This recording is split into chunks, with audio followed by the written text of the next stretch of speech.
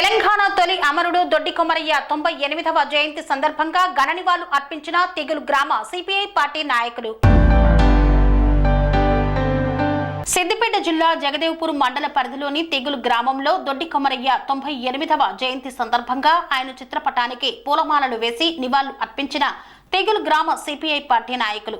ఈ కార్యక్రమంలో సిపిఐ రాష్ట్ర సమితి సభ్యులు బట్టు దయానందారెడ్డి మరియు కార్యదర్శి భిక్షపతి గౌడ్లు మాట్లాడుతూ తెలంగాణ రాష్ట్రంలో ముఖ్యంగా హైదరాబాద్ సంస్థానం ఉన్నటువంటి దొరలు, భూస్వాములు, పెట్టుబడిదారులకు వ్యతిరేకంగా దోపిడీలైనటువంటి సమాజం కోసం అంటే విముక్తి కోసం, పేద ప్రజల విముక్తి కోసం పోరాటాలు చేసిన అమరుడు అయినటువంటి వ్యక్తి మొట్టమొదటి వీరుడు దొడ్డి కొమరయ్య అని పేర్కొన్నారు. ఆయన జీవిత చరిత్రను మరుగుపరిచే విధంగా గత ప్రభుత్వాలు పనిచేశాయన్నారు.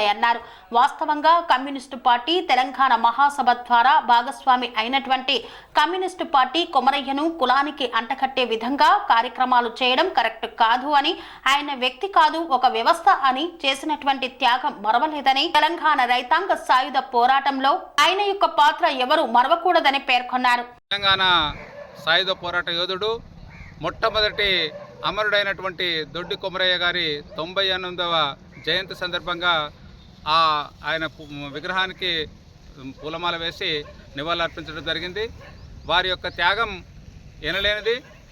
తెలంగాణ రాష్ట్రంలో ముఖ్యంగా హైదరాబాద్ సంస్థానంలో ఆ రోజు ఉన్నటువంటి దొరలు, భూస్వాములు, పెట్టుబడిదారులకు వ్యతిరేకంగా దోపిడీ లేనటువంటి సమాజం కోసం అంటే విముక్తి కోసం, పేద ప్రజల విముక్తి కోసం, భూస్వాముల నుండి ఈ విముక్తి కోసం పోరాటాలు నిర్వహించినటువంటి మొట్టమొదటి వీరుడు, ప్రాణమిచ్చినటువంటి వీరుడు దొడ్డి కొమరయ్య.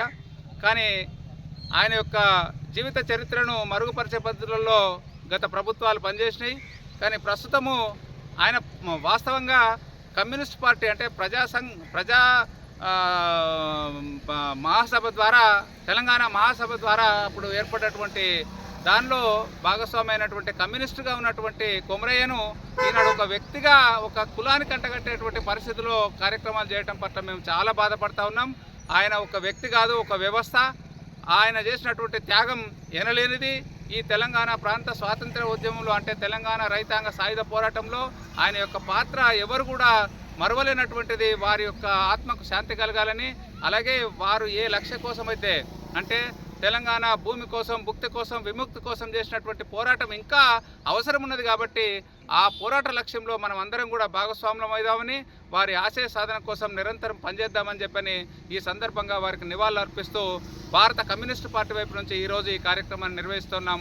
ఈ కార్యక్రమానికి హాజరైనటువంటి మిత్రులందరికీ కూడా ధన్యవాదాలు, కృతజ్ఞత తెలియజేస్తూ ముగిస్తా ఉన్నాను. జోహార్ జోహార్. శ్రీ దొడ్డి కొమరయ్యకు ఈరోజు అతని యొక్క జయంతి సందర్భంగా నివాళులు అర్పిస్తున్నాం భారత కమ్యూనిస్టు పార్టీ తరఫున. అదేవిధంగా దొడ్డి కొమరయ్య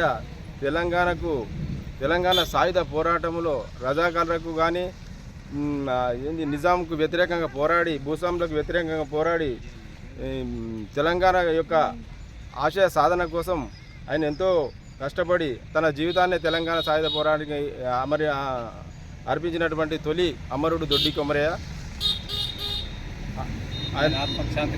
అతని యొక్క ఆత్మకు శాంతి కలగాలని ఈ సమావేశపరంగా కోరుకుంటున్నాను.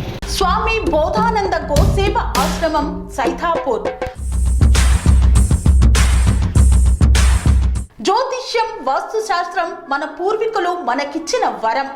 దుర్గాదేవి, కాలభైరవ ఉపాసనతో వాక్సిద్ధి పొందిన శ్రీ శ్రీ బోధానందగిరి స్వామివారు మీకు ఎలాంటి సమస్యలున్నా, వాటిలో ముఖ్యంగా ధన నష్టం, ఆరోగ్య నష్టం, భార్యాభర్తల మధ్య గొడవలు, ప్రేమించుకున్న వారు దూరం అవడం, ఎన్ని సంబంధాలు వచ్చినా పెళ్లి ముడి పడకపోవడం, రోడ్డు ప్రమాదాలు, అప్పుల బాధలు, వ్యవసాయంలో నష్టాలు, పెద్దల మాట పిల్లలు వినకపోవడం, ఆరోగ్య శాంతి, గృహశాంతి, మనశ్శాంతి లేకపోవడం, ఇలాంటి సమస్యలు ఉన్నట్లయితే ఒక్కసారి స్వామీజీని కలవండి.